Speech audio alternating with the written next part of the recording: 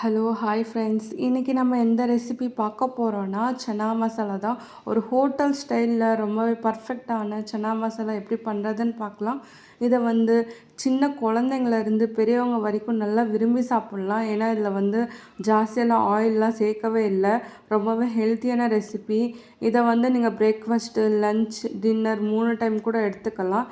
இது உங்களுக்கு தோசை, சப்பாத்தி, பூரி, ரைஸ்க்கு எல்லாத்துக்குமே காம்பினேஷன் அவ்வளோ டேஸ்ட்டாக இருக்கும். இதை எப்படி பண்ணுறதுன்னு பார்க்கலாம்.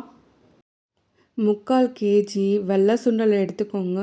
இதை நல்லா க்ளீன் பண்ணிவிட்டு ஒரு 2லேருந்து 3 டைம் நல்லா அலசிக்கோங்க. அலசினதுக்கப்புறம் ஒரு பாத்திரத்தில் இது போட்டு தண்ணி எவ்வளோ தேவைப்படுதோ அவ்வளோ ஊற்றி நைட்டு ஃபுல்லாக ஊற வச்சிடுங்க. நெக்ஸ்ட் டே மார்னிங் அதை ஒரு குக்கரில் போட்டு நல்லா 3 விசில் விட்டு நல்லா வேக வைங்க. இந்த அளவுக்கு நல்லா வெந்திருந்தால் பர்ஃபெக்டான சன்னா மசாலா நம்மளுக்கு கிடைக்கும். அந்த அளவுக்கு நல்லா வேக வச்சுக்கோங்க. நெக்ஸ்ட்டு ஒரு பேனில் 4லேருந்து 5 டேபிள் ஸ்பூன் ஆயில் சேர்த்துக்கோங்க. ஆயில் சேர்த்ததுக்கப்புறம் ஒரு 1/2 டேபிள் ஸ்பூன் கடுகு சேர்த்து கடுகு நல்லா பொரிய விட்டுக்கோங்க. கடுகு நல்லா பொரிஞ்சதுக்கப்புறம் பிரிஞ்சி இலை 2, பட்டை ஒரு 2, 3 ஏலக்காய், 2 லவங்கம், 1/4 டேபிள் ஸ்பூன் சோம்பெல்லாம் சேர்த்துக்கோங்க. சேர்த்ததுக்கப்புறம் ஃப்ளேம் ரொம்ப கம்மி பண்ணிவிட்டு நல்லா ஒரு தடவை மிக்ஸ் பண்ணிக்கோங்க. நெக்ஸ்ட்டு மிக்ஸ் பண்ணதுக்கப்புறம் 2 பெரிய வெங்காயத்தை இதில் சேர்த்து நல்லா கிளறி விட்டுக்கோங்க. இந்த அளவுக்கு நல்லா வெங்காயத்தை வதக்குனதுக்கப்புறம் 1/2 டேபிள் ஸ்பூன் இஞ்சி பூண்டு பேஸ்ட்டு சேர்த்து அதையும் நல்லா மிக்ஸ் பண்ணிக்கோங்க.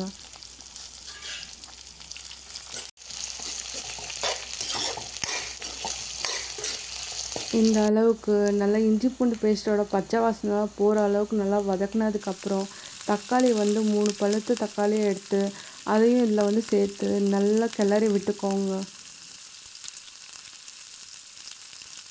தக்காளி நல்லா வதங்கினதுக்கப்புறம் 1 டேபிள் ஸ்பூன் சால்ட் சேர்த்து நல்லா இதேமாரி மிக்ஸ் பண்ணிக்கோங்க. 1 டேபிள் ஸ்பூன் வீட்டு மிளகாத்தூளை சேர்த்துக்கோங்க. அதுக்கப்புறம் 1 1/4 டேபிள் ஸ்பூன் சோம்பு பவுட்ரு சேர்த்துக்கோங்க.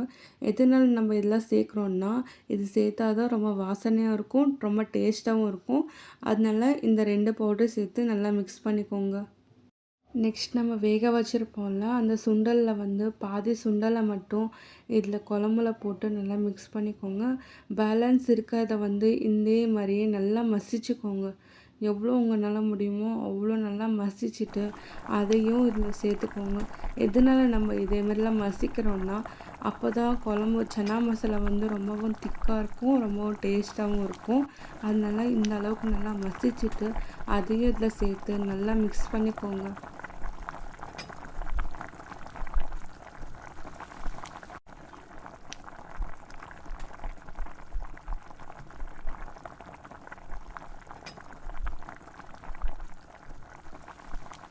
நெக்ஸ்ட்டு 2 பெரிய சைஸ் உருளைக்கிழங்க நல்லா வேக வச்சுட்டு இதேமாரி பீஸ் பண்ணி அதையும் இதில் சேர்த்து நல்லா இதேமாரி மிக்ஸ் பண்ணிக்கோங்க.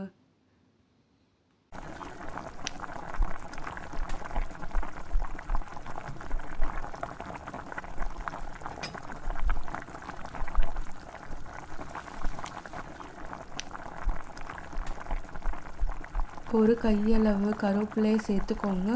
அதுக்கப்புறம் ஒரு கையளவு கொத்தமல்லி சேர்த்து நல்லா ஒரு தடவை மிக்ஸ் பண்ணிக்கோங்க.